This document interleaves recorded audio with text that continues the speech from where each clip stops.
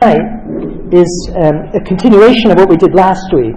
Last week we looked at reasoning and the intellect, and tonight we'll look at first principles, conscience, first moral principles, and how we defend what we've been saying, how we defend our ability to know against relativism, against skeptics and relativists. All right, so that's our theme. Okay, so last time we looked at reasoning, we looked at the intellect, and we saw that there were three operations of the mind: grasping concepts, making judgments, and then putting judgments together to make arguments, and we call that reasoning. And all reasoning, all of our sciences are built up by reasoning. All of philosophy comes through reasoning. All of our arts and technology comes through reasoning. And whenever we reason, we start with first principles, and then we draw a conclusion out of them that's really hidden in those principles. So we're not getting something totally new. We're getting something that's already there, that we already know, but we're making it explicit. We're pulling it out from what we already know. Now, when we reason for two purposes. And this goes back to Aristotle. Aristotle, reflecting on human reason, he saw that we reason for two ends, two purposes. One, simply to know the truth. And then the second, to act, to make things, to act in the world. And so he called the first kind of reasoning speculative or theoretical, when we reason simply to know the truth about things. And the second, practical. We reason in order to make things, or to do things, or to act in the world. Right? So we have speculative reasoning and practical reasoning. And we can divide the arts and sciences according to whether they're speculative or theoretical on the one hand, or practical on the other. So, for example, physics is speculative or theoretical. My dad was a theoretical physicist, and so his interest wasn't in practicality. No, you want to know how the universe is just for its own sake, to understand it.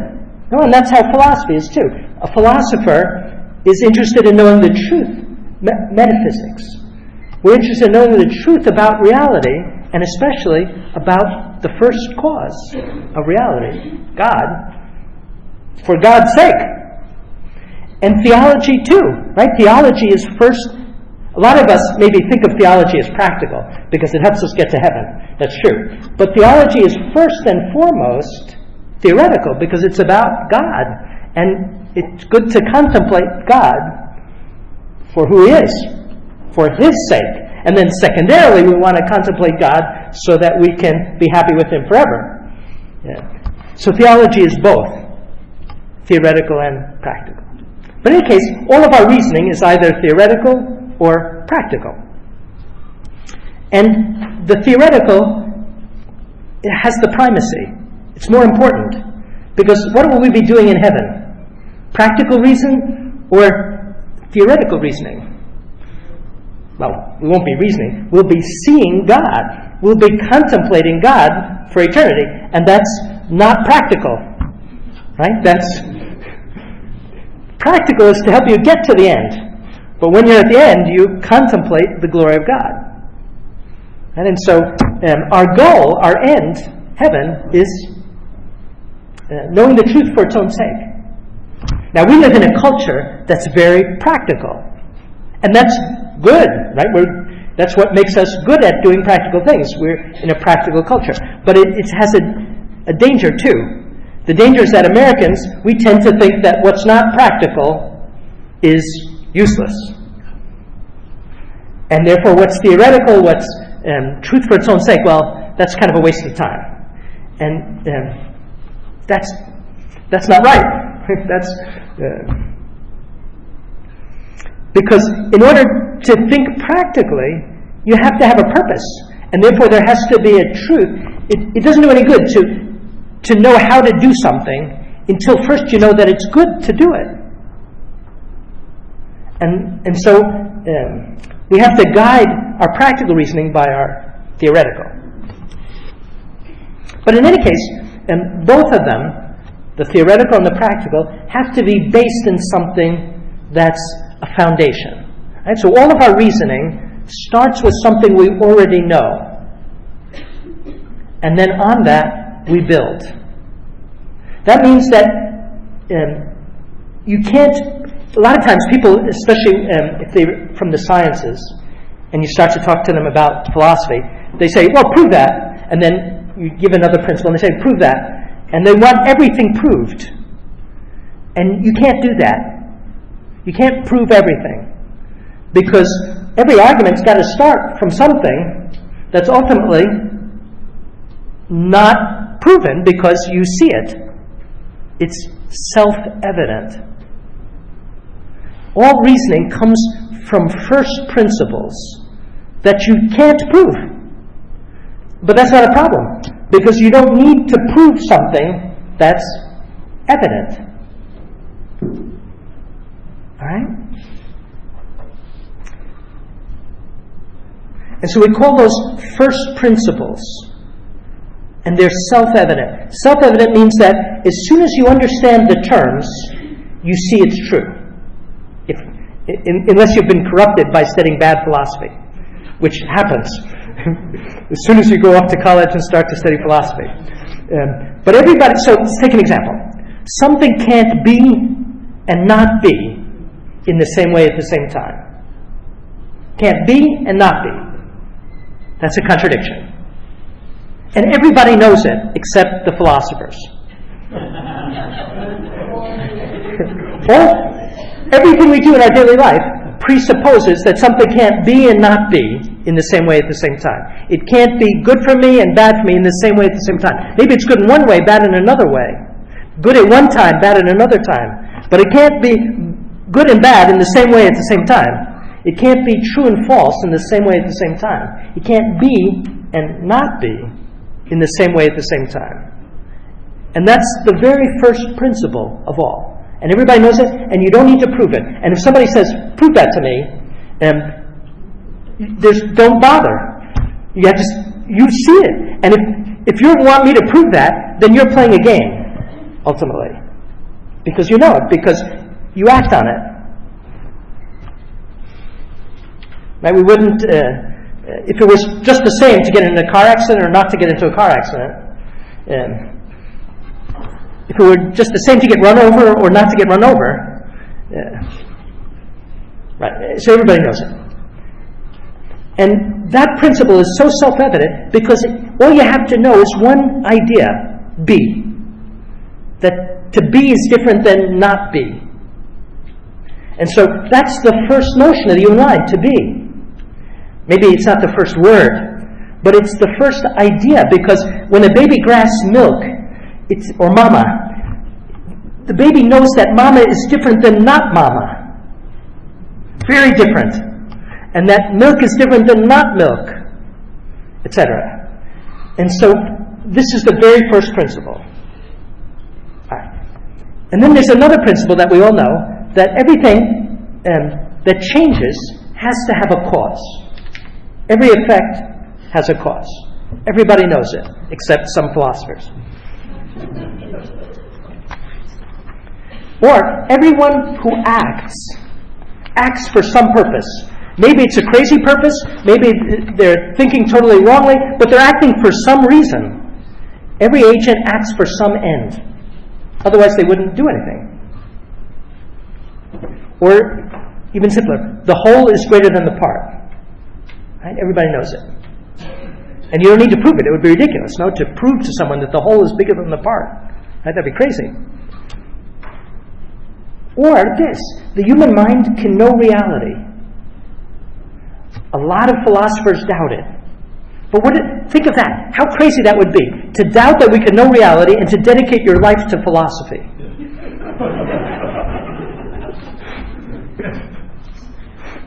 Or this, truth exists. Right? We all know that truth exists. Except maybe when we're in philosophy class at the blackboard. But even the philosopher, we'll get to this at the end, even the philosopher who says there is no truth, and he writes it down, does he think that's true or false?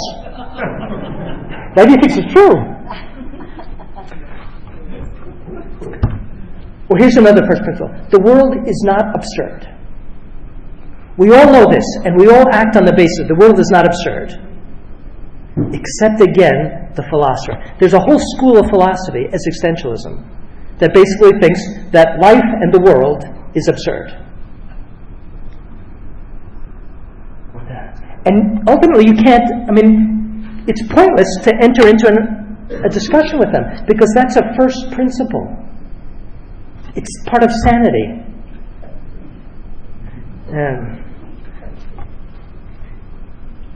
We'll come back to this at the end.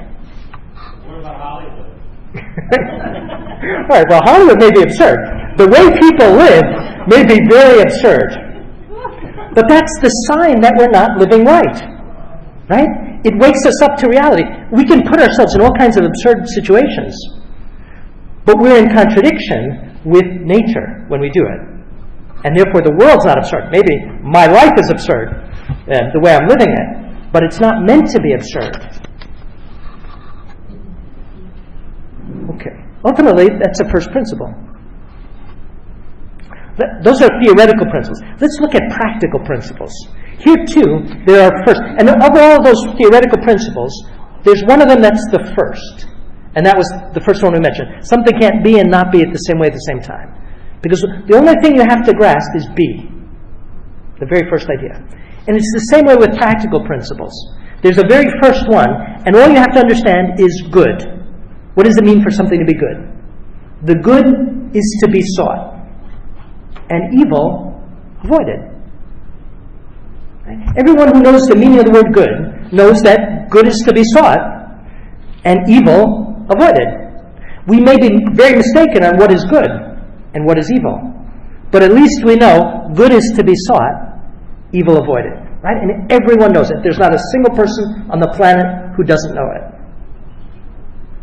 Right? And even the child knows it. But again, he won't know fully what's the good. But he knows good is to be sought. Okay, from this, every other practical principle follows. So if good is to be done and evil avoided, well, who's good? Just my good? But I see that my neighbor is another me. Right? My neighbor is another self. So if I know that good is to be sought for me, and my neighbor is another self, well, clearly, good needs to be sought for my neighbor as for myself. And everyone knows that who knows that his neighbor is another person. All we need to know is that my neighbor is a person, and I know I have to seek good for my neighbor as for myself. Right? In other words, all we have to see is that we're all human beings, and therefore we're all persons, and therefore good is to be sought for each one as for myself. And even the worst person on the face of the earth knows that principle, and they use it. They use it in some things. They limit it, but they use it at least in some things. Because they'll be very upset if the worst person, right, the worst criminal, will be incredibly upset if his neighbor, say another member of a criminal gang, doesn't treat him as he would treat himself. Right? In other words, if I see that my fellow gang member is not treating me as he would treat himself, well, then I'm justifiably irate with him. Right? So everybody knows it. And the same thing goes for this. The common good is to be preferred to the private good. And this follows from the fact that the whole is greater than the part. Right? We all know that was one of our speculative principles, theoretical principles. The whole is greater than the part. Okay. Good is to be sought. Therefore, the good of the whole is to be sought more than the good of the part. Right? The good of the whole community is more than my private good. The good of the whole society is more than my private good. The good of the whole universe is more than my private good. Right? The good of the church is more than my private good. And again, even the worst thief or criminal in his gang, suppose he catches somebody stealing from the common purse of the gang and storing it away for his own private. He'll kill him, right? Because he recognizes he's violating this first moral principle. Right? They're all robbing from everybody else. But if somebody prefers their private good to the good of our gang, he's dead man. Right? So even a criminal knows that the common good is to refer to the private good, but he doesn't apply it. Right? He only applies it selectively. Another obvious principle, give to each one their due.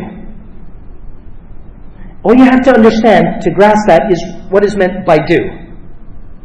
Now, we may be very mistaken about what is due to somebody, but everybody knows that you have to give them what's theirs.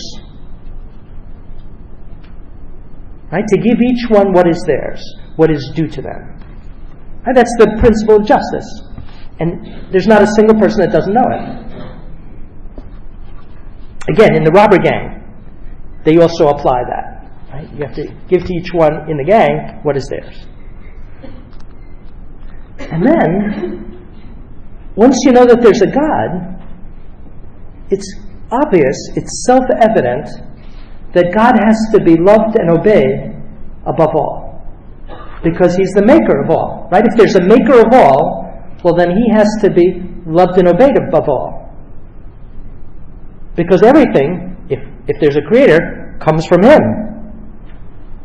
Right? So everybody knows that if there's a God, He has to be loved and obeyed above all. And even the atheist knows this. And that's maybe precisely why the atheist says there is none. Because he doesn't want to love someone above all things. And this came out very clearly in a debate that was we had at Powell Hall a couple of years ago. There was a famous atheist, I think it was Christopher Hitchens, debating a theist, Dinesh D'Souza. And in the course of the debate, the atheist, Hitchens, it turns out that his principal reason, or at least the principal reason that he gave in this debate for being an atheist, is if there's a God, I would have to grovel. Therefore, there is no God. Right? That's what it came down to. It was evident to everyone in the audience, I think. Because it wasn't whether there is, he didn't care about the reasons. It's why do you want to believe that? I don't want to believe that, basically is what he was saying. Because he recognized this principle. If there's a God, you're going to have to obey Him above all things. And you're going to have to love Him because He's the source of your being.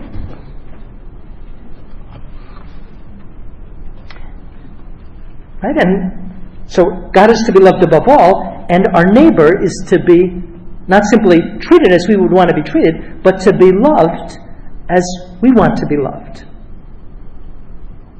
Right? So the double commandment of love, to love God above all things and our neighbor as ourselves, they're first principles. And that means that everybody ultimately knows them, even when we violate them so terribly. Okay? So a first principle is something that someone can't not know once they understand the terms. Maybe an infant doesn't know them because he doesn't understand the words yet. But as soon as you take a 3-year-old and you start to explain a little about God, he'll understand. God is to be obeyed, and God is to be loved above all. Right? Even the 3 and 4-year-old. Right? So those are first principles, and everything else in morality comes out of them. Right? So all of morality is implicit in those first principles. For example, good is to be sought, evil avoided, and do unto others as you would have them do unto you. From those two principles, we get all the 10 commandments, basically. So the first 3 commandments come from God is to be loved above all, and God is give to each one their due, give to God His due. Right? What's due to God? Well, obedience, worship, fidelity, and service. In other words, worship. And that requires time, and so I have to give Him time. I have to sanctify time, part of time, for God. Right? And that was the glory in Israel of the Sabbath. Right? The commandment of the Sabbath, the third commandment, was the commandment to set aside time for God, because it's due to God that we have a relationship with Him, and that we recognize that He's above all our mundane concerns. Right? So that's the reason for Sunday. And then the other commandments, especially the 5th through the 10th commandment, come from simply seeing the fundamental goods. For example, everybody knows that life is good because we want to preserve our life by nature. And so we know that life is a good, and therefore, using the golden rule, my life is a good, therefore my neighbor's life is a good. Thou shalt not kill. And then we recognize that family, and especially marital fidelity, is a tremendous good.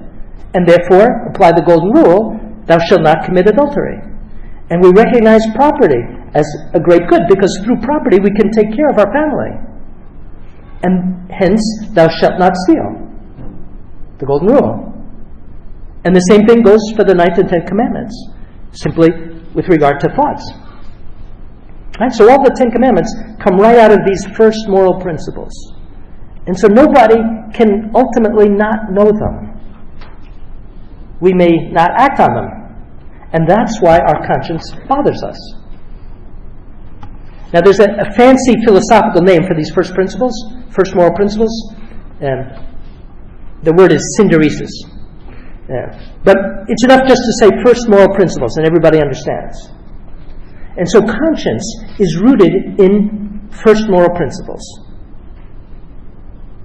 And these first moral principles are ultimately indestructible in people. Right? Even the worst sinner still knows the golden rule, and it bothers them. Right? And that's why the sinner can't sleep well. The greatest illustration of this is Shakespeare's Macbeth.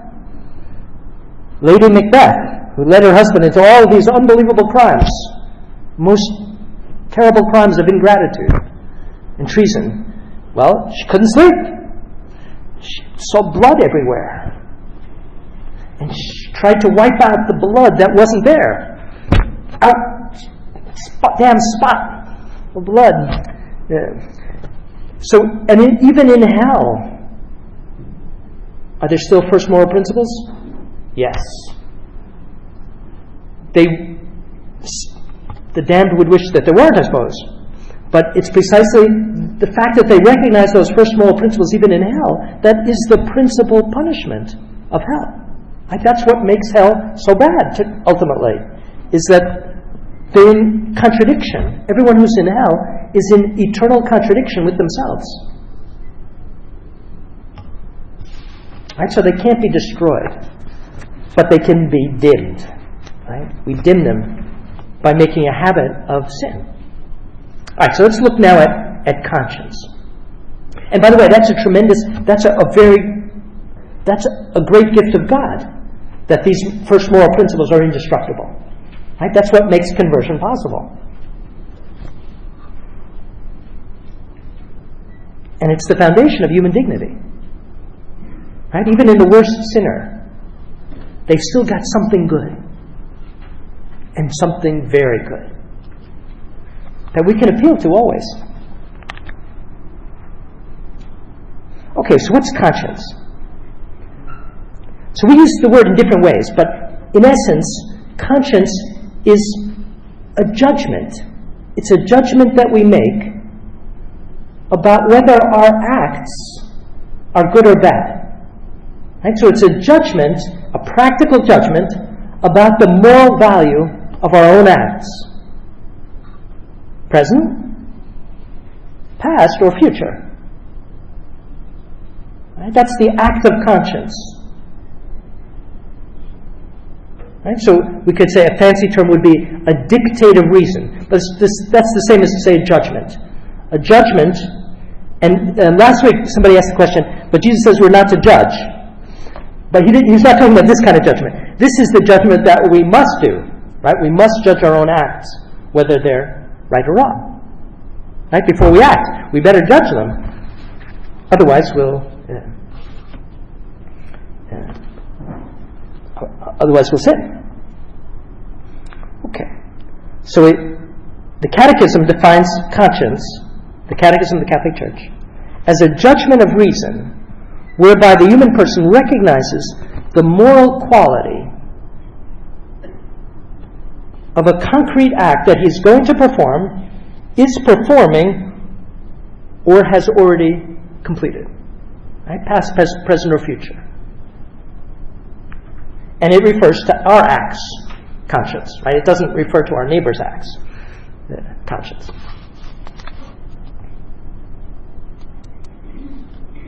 Right? And the root of the word, conscience, you can see there's the word science in conscience.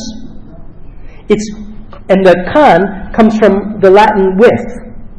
It's acting with science. In other words, acting with knowledge about the morality of what we're doing. That's conscience. In other words, it's when we're acting, conscience is the knowledge of the good or evil of what we're doing. And everybody has conscience who knows first principles. And that's everyone. Everyone, we say, who gets to the age of reason, which is an imprecise thing, but obviously there are grades. And so conscience, it's in everyone, and what it does is it judges our acts, and if we've already done the act, it reproves us, or lauds us, depending on whether we've acted well or ill. And so our conscience can reassure us or accuse us. And it accuses us also in the present with regard to what we're thinking of doing and what we're planning to do in the future.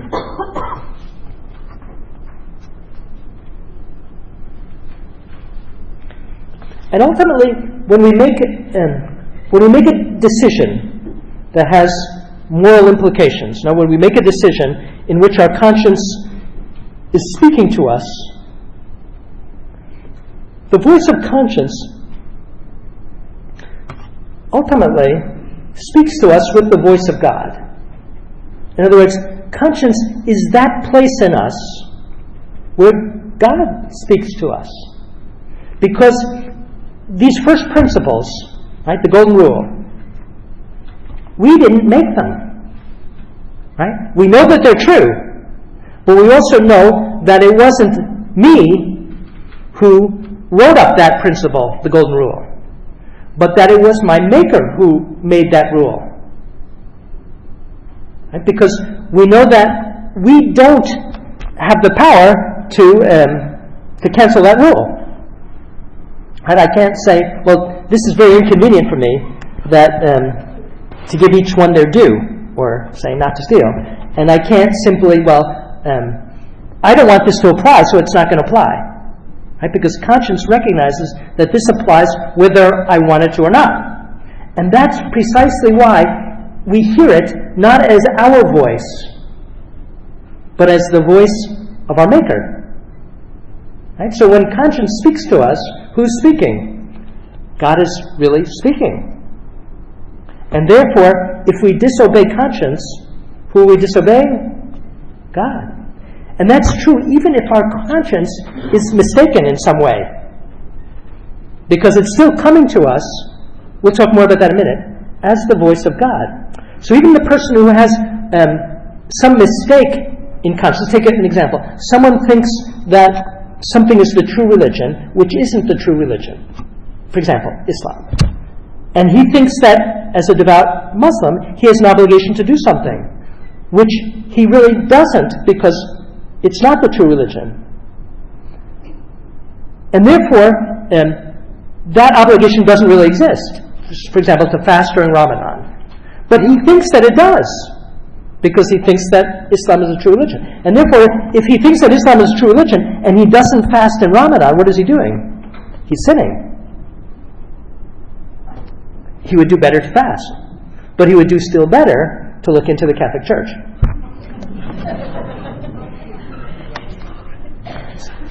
The Second Vatican Council has a beautiful section on conscience.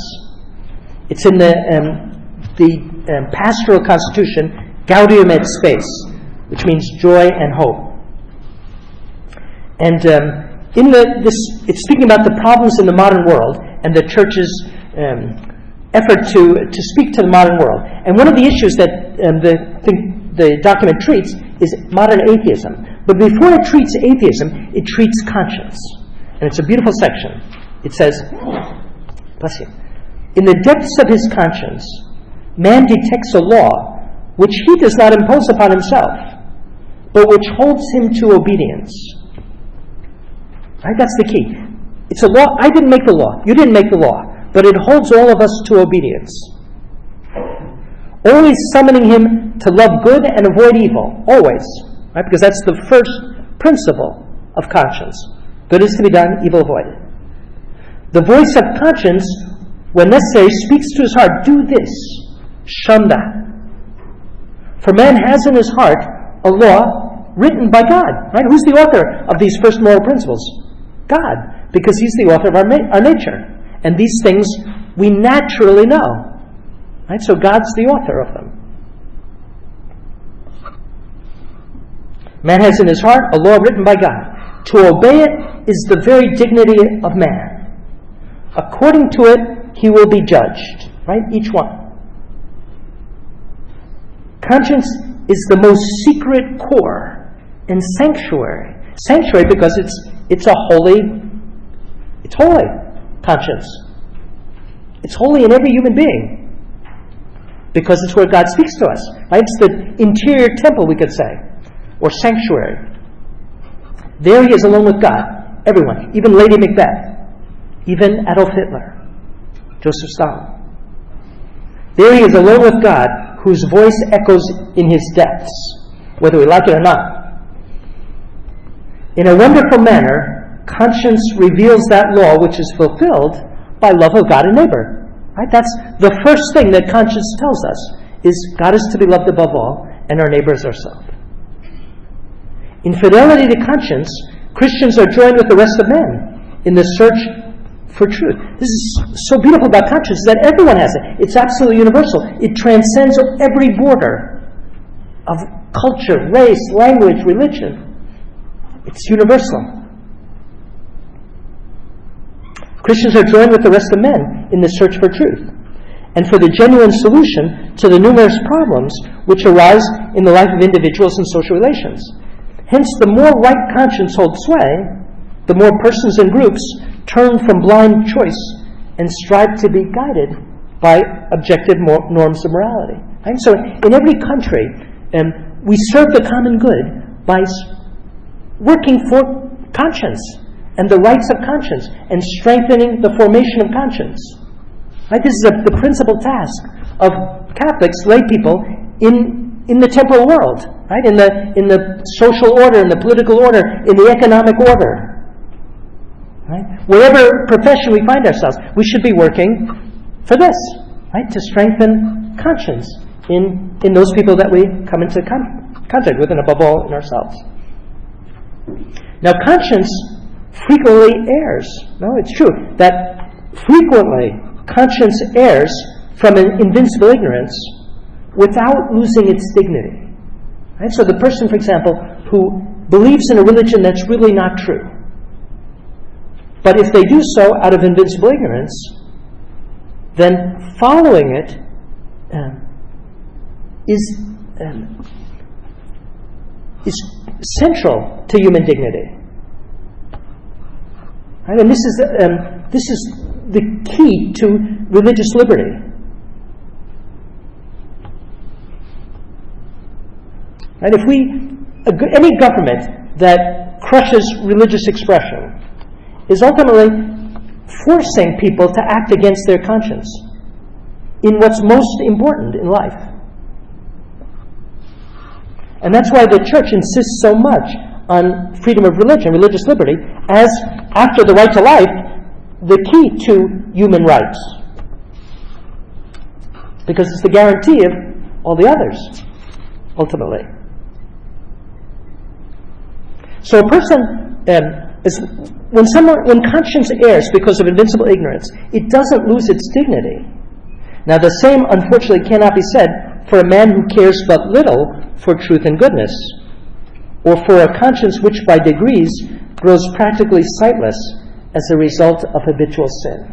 Now, this is what we call the deformation of conscience. The conscience gets deformed above all, how? When we don't act according with it. Right? So if conscience tells me something, and I disregard it and do the opposite, and then I do it again and again and again, and I form what we call a vice, what happens to conscience's voice? Well, it gets weaker and weaker and weaker. It's always there, but it got dimmed by precisely my acting against conscience. And this is usually what happens when, an erring conscience is above all, comes from the fact that we've acted habitually against conscience. Let's take a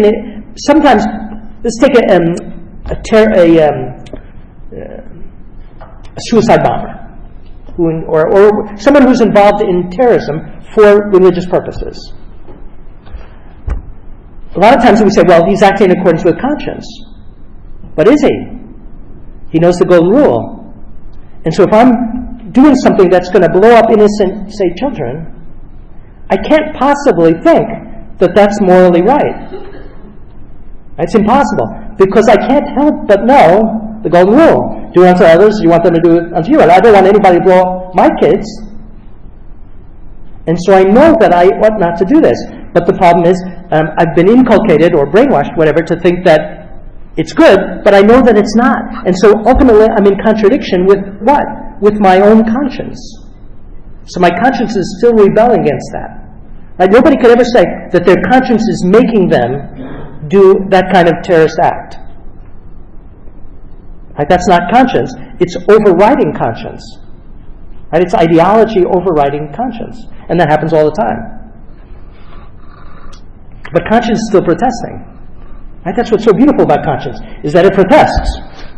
And it's painful. Right? The protest of conscience is perhaps the most painful thing in human life. But it's also, ultimately, the most beautiful. I had a beautiful experience. I was in Rome. You have to be careful about getting pickpocketed. We lived in Rome, and I knew all the rules. We lived there for 8 years, and I was walking near the Colosseum, and I knew that when you saw the gypsies coming out to you, hold out your wallet. And so I was walking with my son. We were praying the rosary, and I saw these gypsy kids coming, and I knew that I had to hold on to my wallet, and especially when they selling newspapers.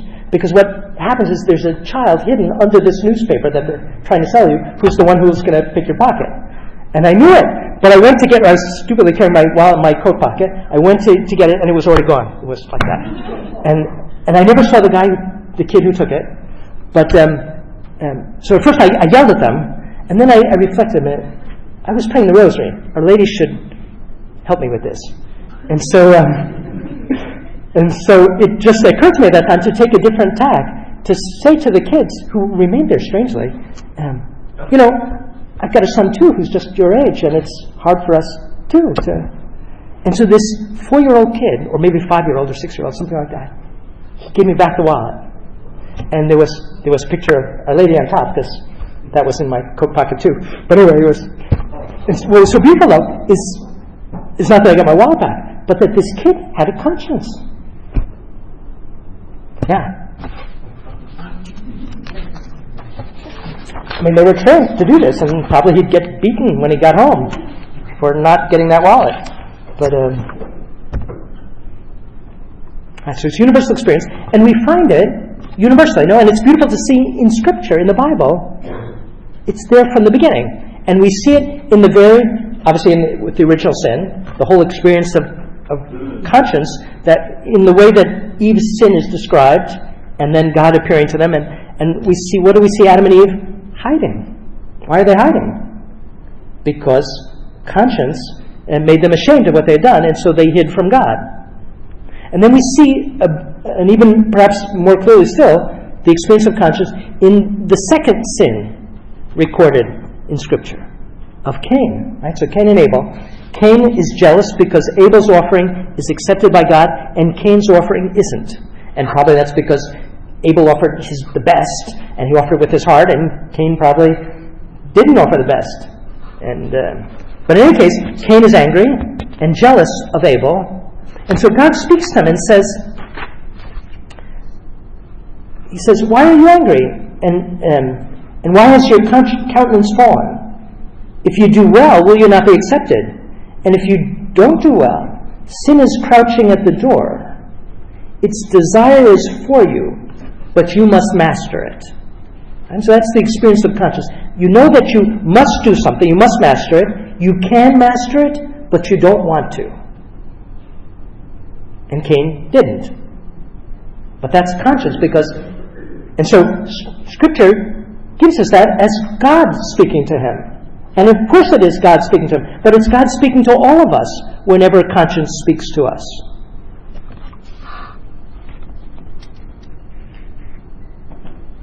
John Paul II frequently speaks about conscience in his books and in his all of his encyclicals as precisely as the seat of human dignity. Conscience, the root of it.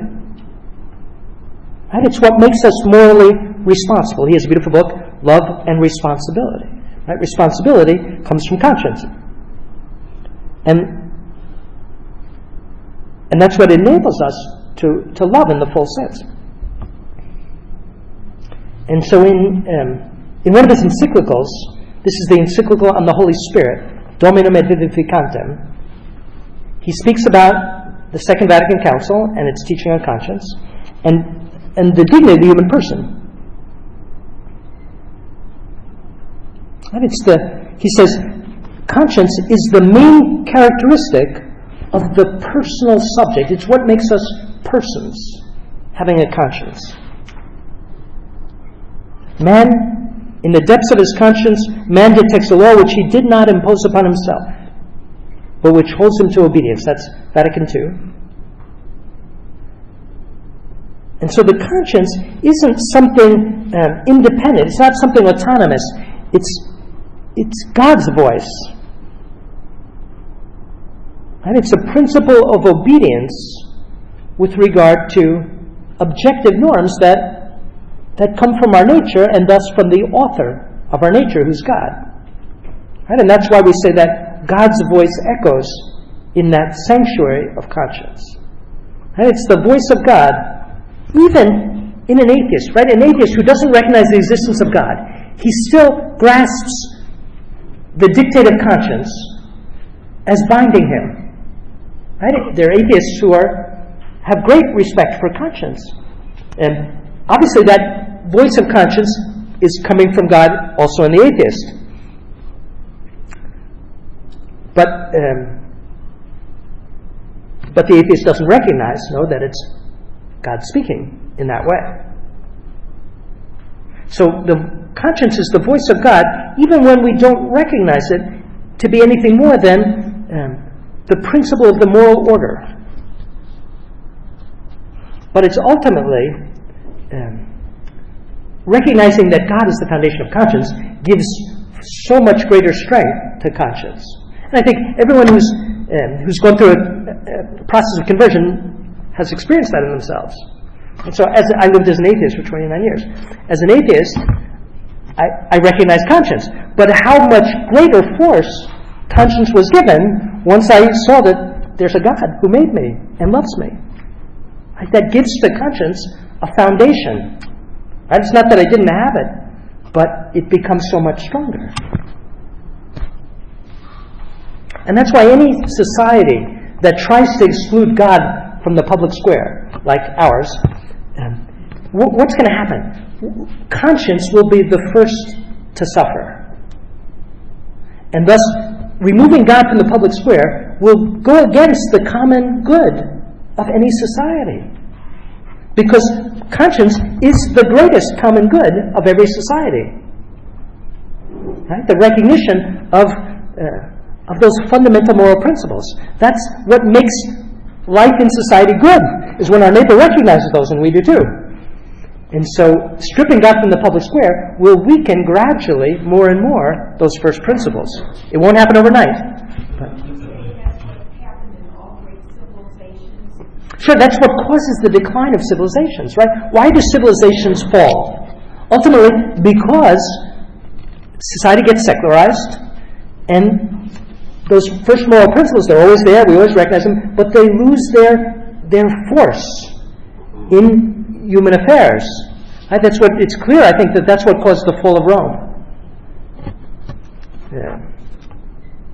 And we won't be immune, right, if we choose to go down that path. Okay, let's shift a little bit now, and let's defend what we've said against those who attack it. And this isn't only it's our society, but it's a universal thing. That everywhere, all through history, whenever you look at history, you'll see that there's always a temptation of the mind to deny these gifts, the gift of intellect and the gift of first principles and the gift of conscience.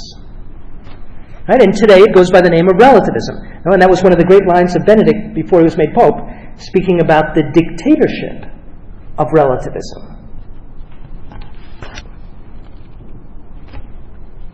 But it's not just our society. And this is, you can see this very strongly by reading Plato. So back in 500 BC, you could see that in the society of Athens, the majority of philosophers were simply doing philosophy to get paid and for personal advantage, for the personal advantage of the person who hired them. They were basically that the philosophers those days, they called them sophists, were people who were paid to make whatever argument their client wanted them to make. And Plato was, first Socrates and Plato, and then Aristotle, were so, their nobility, the reason why they're so great, Socrates, Plato, and Aristotle, is that they were the greatest opponents, and I think in world history, against that kind of view of philosophy. Right? Socrates, his whole life was a battle against these sophists. And therefore his whole life was a defense that there are first principles, and that there's an objective morality, and that there's an objective truth about God, man, and the world. And so back in 500 BC, there were relativists, and they were the majority. And so we ought not to be surprised that it's the same in 2010.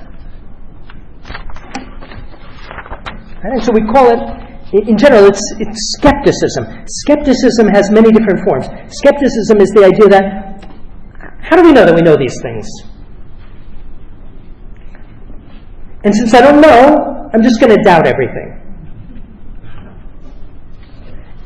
And it comes up in every century.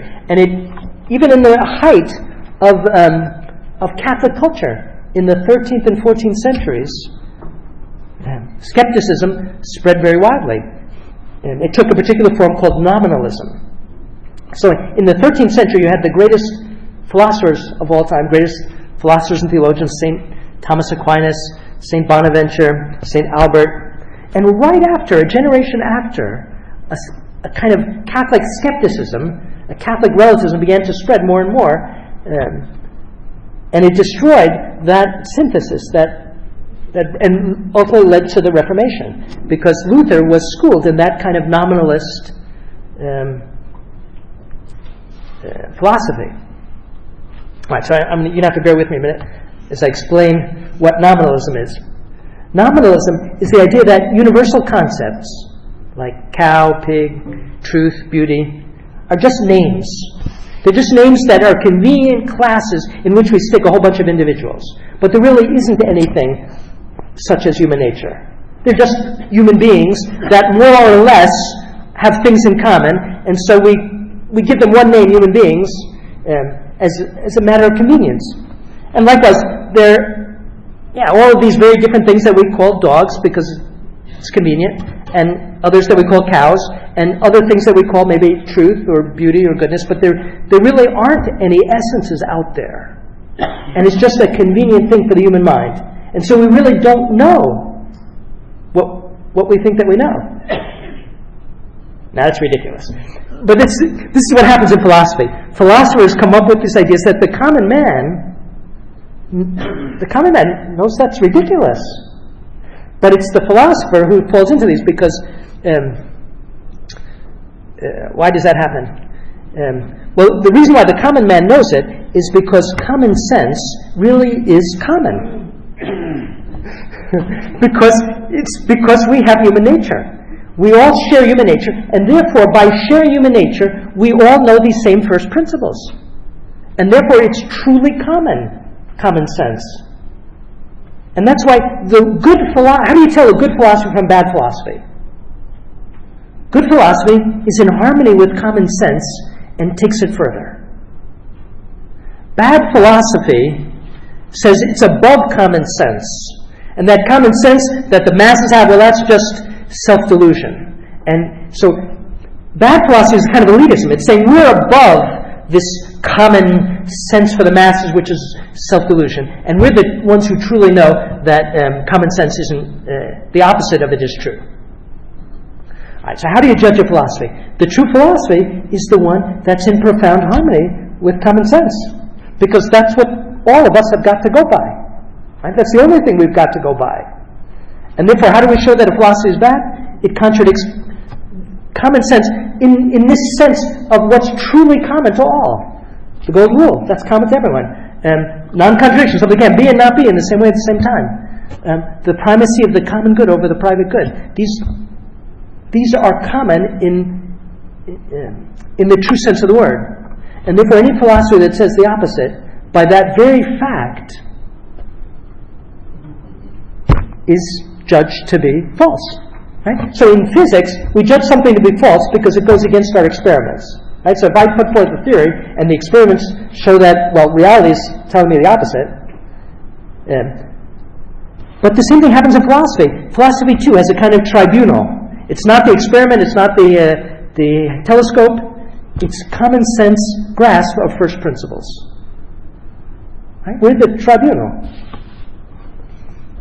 Right? So how do we argue against this nominalism? It's against common sense.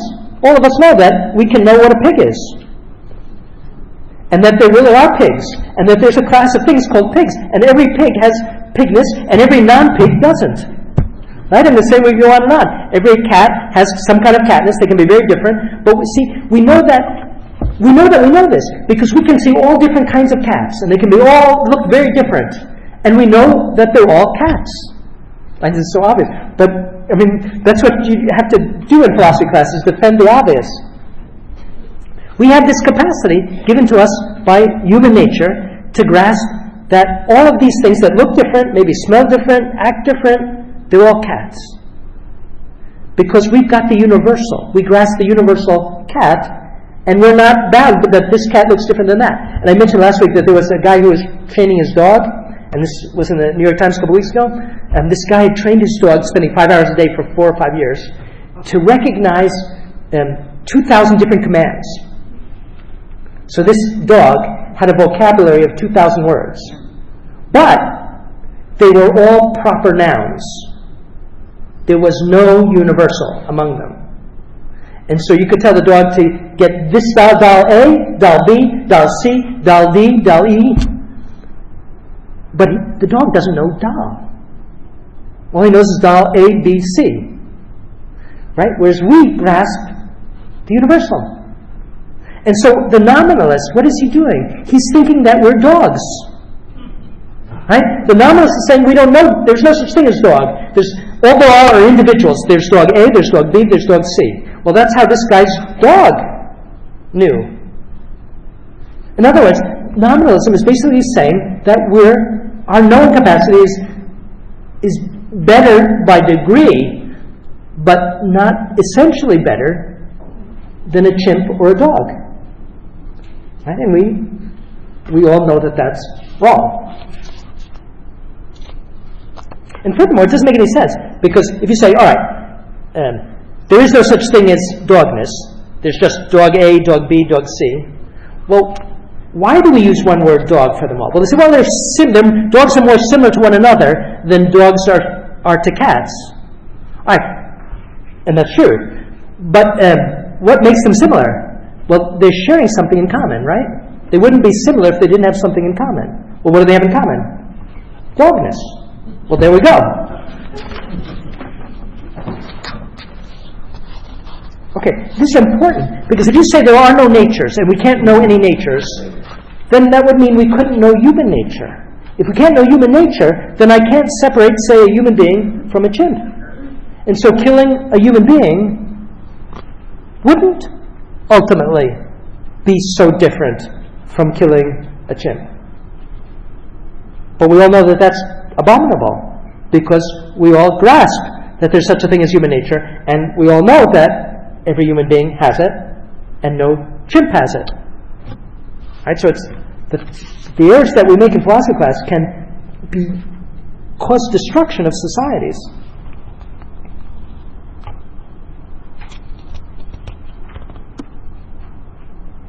Okay. Now, this nominalism, this idea that we can't know universals, has had a huge influence on the modern world. Huge. Tremendous. All the major philosophers of modern times, from 1500, 1600 till the present, have been mostly nominalists, unless they've been Catholic philosophers. And so all the famous names that people study in college, Descartes, Locke, Hume, Kant, all of them are nominalists. That means that they all think that there aren't any natures out there, and we can't know any natures, and that the world is really, if there aren't any natures, it's just a chaos. And if the world is just a chaos, well, why do we see it as orderly? In other words, where does the source of order come from?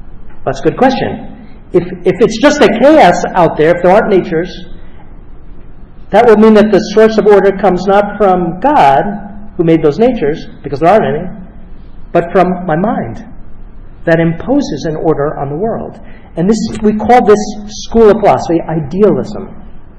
Idealism is the idea that, what do we know? Not reality, because reality is a chaos and unknowable. What we know is the idea that we impose. And the most famous philosopher who did this, his name was Kant, Immanuel Kant, and he's very difficult to read. And people go to college and they study philosophy, and they maybe invest a tremendous amount of effort, and they can't understand any of it, and better, because if you could understand it, what do you come away with? We can't know reality. All we can know is what the mind projects on reality. And so somebody might ask, well, how is it, if reality is a chaos and we can't know reality, how is it that we can talk about reality? Right? Because I think we can agree that there's a table there. But Kant would say that even space and time come from the human mind. There is no such thing as space and time in reality. So dimension, that this is 18 inches long, that's my mind imposing that on reality. Right. So how can we all get together and talk about this table or these? Well, it's because we're all projecting the same thing. We've conveniently got the same projectors. It's like the world's a movie, and we're all projectors, but we're projecting the same world. And so we can talk about this world, but we can't talk about the reality of it because we're not entitled to know that that's real or not. Right? This is crazy. But the thing is, you have to spend so much effort to even master what he's saying that once you spend all that effort, you're not going to be willing to say, this is crazy. Right? It's the Emperor's New Clothes. If you spent a fortune to get a degree and learn maybe German to read Kant, although it's probably easier in English, you're not going to want to say that the Emperor is naked. But anyway, this is a huge problem because so much of our culture is based on this. Think of the concept. If the mind is imposing all of this on reality, what are you going to... You can see what's going to come from this. Kant wasn't a relativist. He wasn't. He believed in an objective morality because he believed that everyone's mind projected what he called the categorical imperative. Always act in such a way that you treat another as an end and not as a means. And he believed that was true, even though we can't know anything about reality. And so Kant was still defending an objective morality. But you see what's going to happen. If we're projecting reality, everybody's going to see that we're projecting morality, right? If we project reality, morality won't be any different.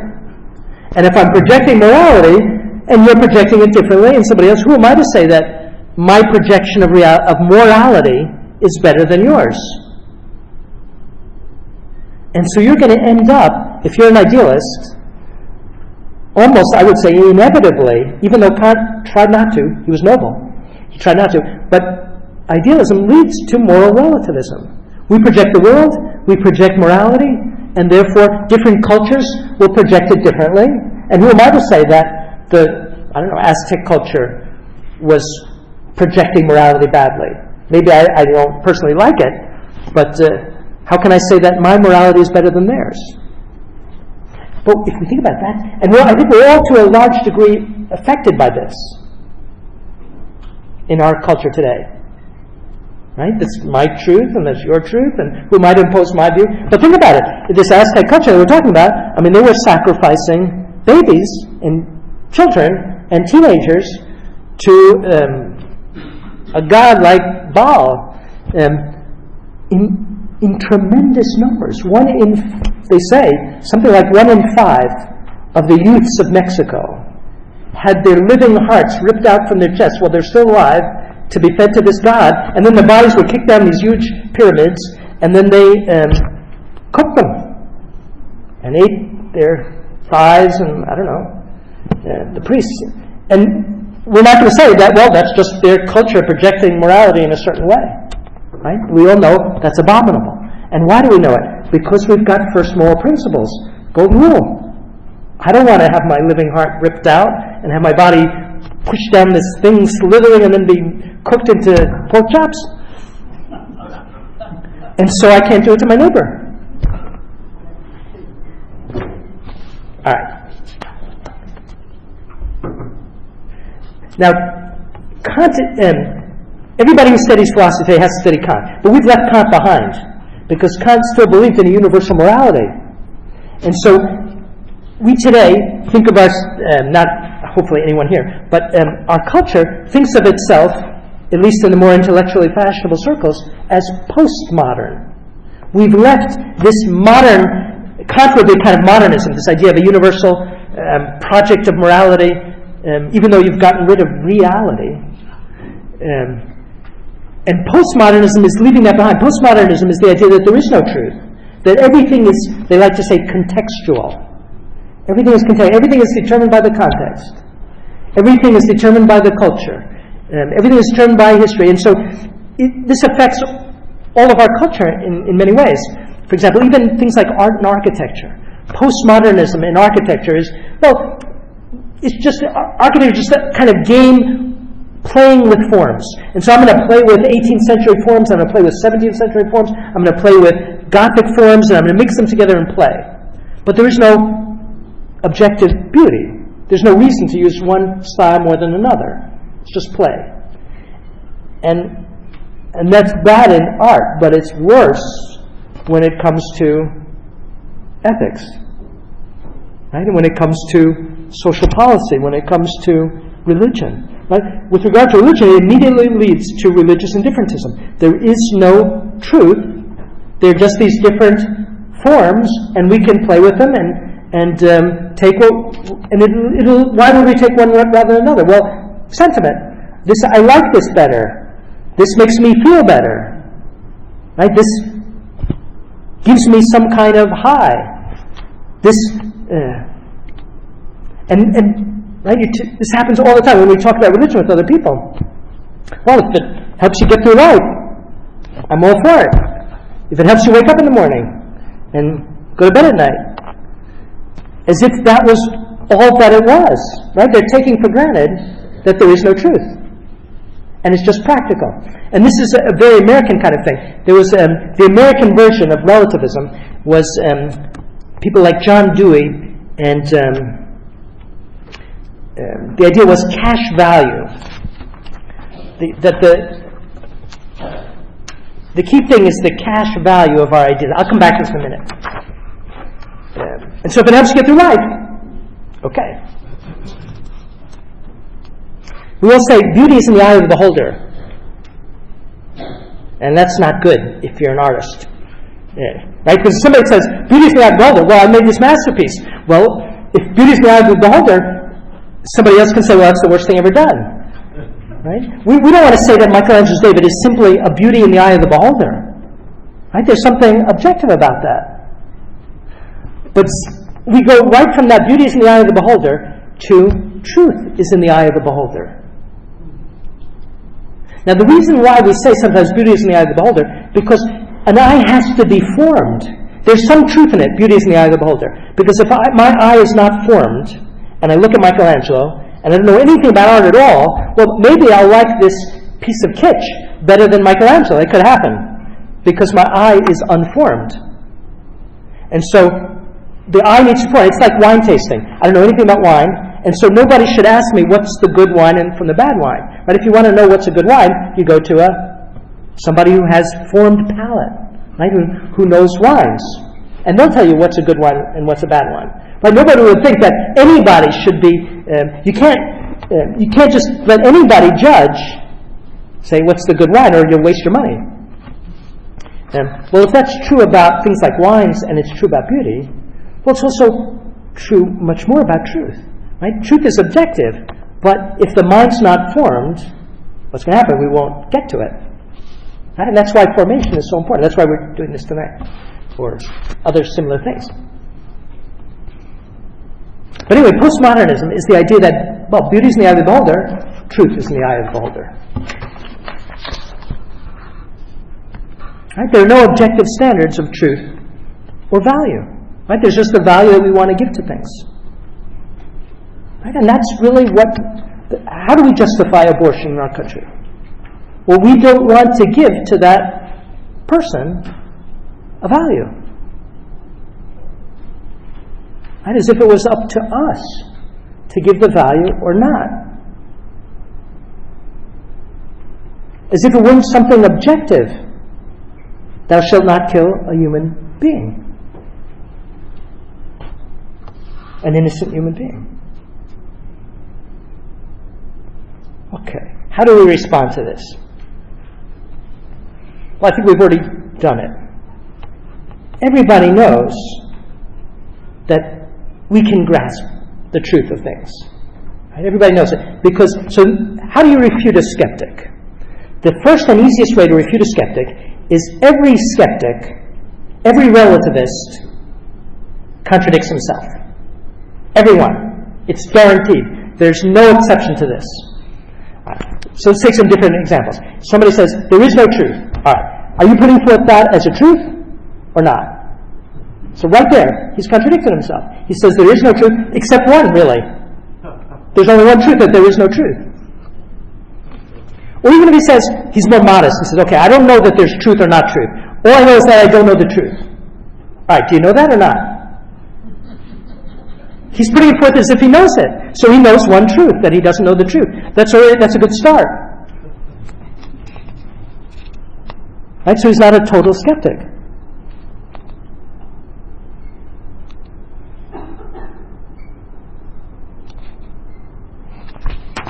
Right? The only way for a skeptic to not get caught up in contradiction is to never open his mouth. That's it. And Aristotle said this back in the 5th century, back in the 4th century BC. He says, somebody who denies the principle of non-contradiction, there's no point in talking with him, because he's worse than a dog. Not morally, but intellectually. Because at least the dog knows the difference from his dog food and non-dog food. Right? The dog knows the difference between what's dangerous and what's not, between his master and what's not, etc. And so the skeptic ultimately makes himself like a rock. And so you can't talk to him. Because if he's willing to say anything, already he's not a skeptic. Because he thinks that what he says is different than the opposite. Right? All of human speech implies that what I'm saying is different than the opposite of what I'm saying. But a person who denies non-contradiction thinks it doesn't matter. Actually, you can't even... but the fact is that they're speaking all day long. Right? They're speaking all day long and insisting that their system is true. Right? So here we have a great truth. Our capacity to know the truth is so true that nobody can deny it without immediately contradicting themselves.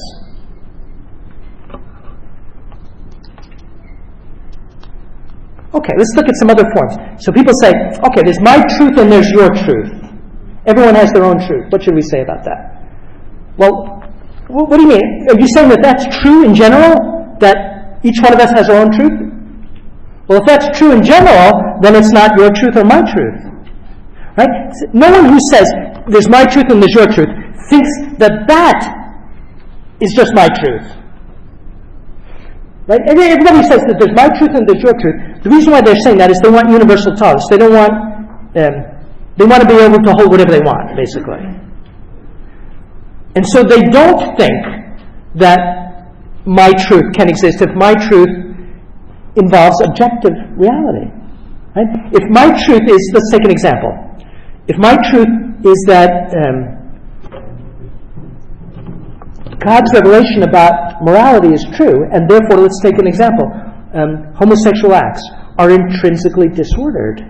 That's true, not just for me, right? We all have to hold that that's true in general. Or killing babies is bad universally. And so somebody who says, there's my truth and there's your truth, they're not allowing for that. They're denying that there's an objective morality. All right, whose truth is that? You see, they've immediately contradicted themselves. Because they're saying, as a universal principle binding on everyone, no one's allowed to judge anybody else. In other words, they're saying that there's one thing that's universally wrong, judging. And therefore, they're not saying that's only my truth. It's my truth that I can't judge, but you're perfectly welcome to judge me. Right? Nobody would say that. And nor will they say, and if I let's take this even further, there's my truth and there's your truth. All right. If it's your truth that it's fine to kill me, I'm going to say that's okay? You can have your truth? Of course not, because I recognize, obviously, that you've got to apply the golden rule when you deal with me. Right? So nobody really believes this. We say it all the time, there's my truth and your truth. No one believes it in reality. And if they say it, they're contradicting themselves. Okay, another thing that we encounter frequently is the idea of historical relativism. Every culture has its own worldview, and every culture just simply judges according to their worldview. In other words, we're determined by our culture. And this was the essence of Marxism. It came from Hegel. Hegel had the idea that every period had the zeitgeist, the spirit of its own times, and you couldn't help but understand things according to the spirit of the times, and that was what the good in philosophy was to act in accordance with the spirit of these times, and not, in other words, the goodness, according to Hegel, is to be with the times. To be, or even better, to be avant-garde, to be a little bit ahead of the times. And so he would see people like Napoleon as being great because they were ahead of the times. But then, okay, that's contradictory. Does everybody see how that's contradictory? Because you're putting forth a theory of cultural relativism. That theory, do you think it's absolutely true? Or is it true only in your particular society at that particular moment that you're saying it? Hegel thought that he had come across, that his philosophy was the philosophy for all time. And it was a philosophy that said that truth is historically relative. Right? So that's contradictory. Because Hegel is saying that there's only truth within a historical circumstance, and yet his philosophy was the philosophy. He didn't realize that by teaching historical relativism, his own philosophy was being thrown into the garbage can of history, right? Because as soon as he's been dead for a generation, all ideas go into the garbage pit of history.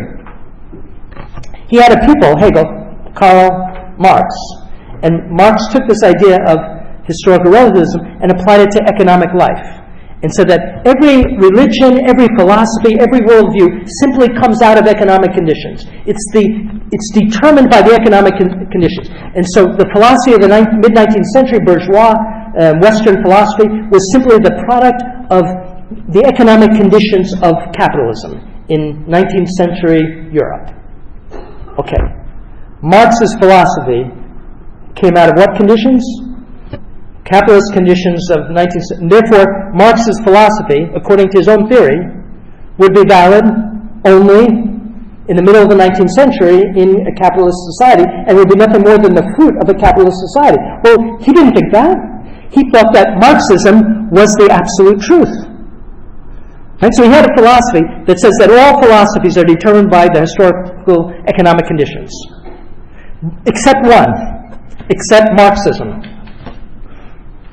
Right? And it's always that way. Every relativist is contradicting themselves because they're putting their relativism forward as a universal, absolutely true system. A system in which there are no absolute truths except that one.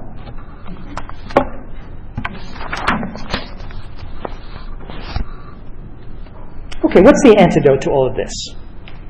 Common sense. The recognition of these first principles that we mentioned at the beginning. It's so important. Everybody knows that they're true. They're not the patrimony of anyone.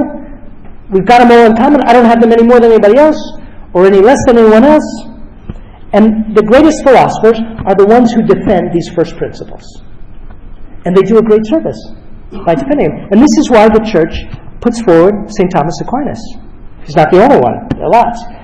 But we call it the perennial philosophy of the human mind. Right? The perennial philosophy of the human mind is defending these first principles and building on them. And destruction of any society will come from attacking these principles and denying them. Right? So we can speak of a perennial philosophy, and one of the glories of the Catholic Church is that the Catholic Church has always defended all of these first principles, and has especially put forth as doctors of the Church those men who most ably defended them and built them and made up an edifice raised up on them.